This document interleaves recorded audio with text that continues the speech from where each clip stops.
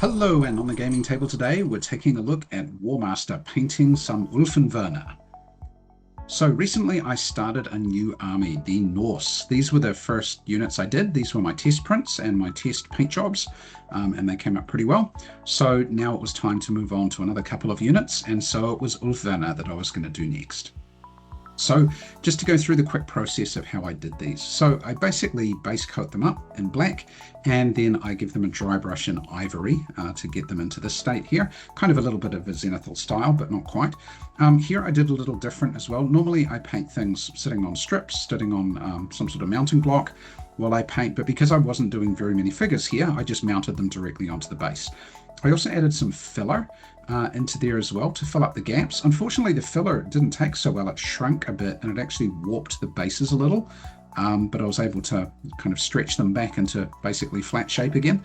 You'll also notice that a couple of the stands have a couple of figures missing. I was going to put 3 on a stand and then I miscounted on my 3D printing run, so I had a couple short, but oh well, it'll be fine. Also, I based one up here just as a single, kind of like a character stand. So that can either be a character that's got the Ulfwerener feature, or it can be like a token that goes next to a character to show that they've got that feature. Okay, so the first colors going on, I just gave them a kind of a heavy dry brush with a base color to go over them and get them ready. So on the left, the 3 stands I did kind of in a light gray, and on the right, it's kind of like in a medium brown. Why did I dry brush them in ivory and then dry brush them in another color again? I find that if I put the color over the ivory dry brush, it actually looks a bit clearer and you get better shadows and better definition in the features and so on. So it comes out pretty good in the long run. Okay, after that, went through and painted basically the claws and the teeth. Don't have to be super careful here, especially around the feet. Sometimes if a foot doesn't look good, I'll just cover it up with basing material afterwards. But just getting these bits done didn't take too long. After that, some of the figures have jackets and belts, or tunics and belts, and so I just painted those up. The green and blue are kind of the base colors I'm using for my army, kind of the unifying colors, and then the kind of the pale tanny brown. Remember that washes are going to go on here soon, and so this will all tone down a little bit more shortly. From the front, they don't have a lot of features there with those tunics, but it just gives you a quick idea and gives them a little splash of color. Next up was giving them a wash. So now you can see on the right, the grays have kind of turned into a mix of grays and browns. And on the left, we've got a range of different browns. So basically here, just varying figures, black, sepia or umber. I also had a kind of a mahogany ink color that I used here as a wash. And so different figures come up with different colors, which is kind of what I want.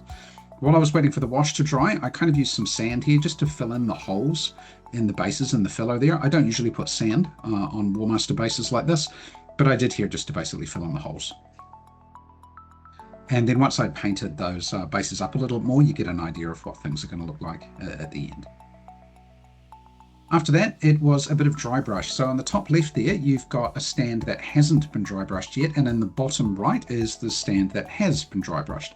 I'm just using either ivory or deck tan. I'm using Vallejo paints. Kind of a light neutral color there just to give it a little bit more definition. It doesn't do a whole lot, but what it does do is if the wash comes up a little bit shiny, then this just kind of tones down that a little bit and gives the figures a little more definition. So I do that pretty quickly. It doesn't take very long. And then after that, I thought some of them had kind of defined tongues, so I painted them in red, and then I thought I'll just give them a red dot for an eye as well.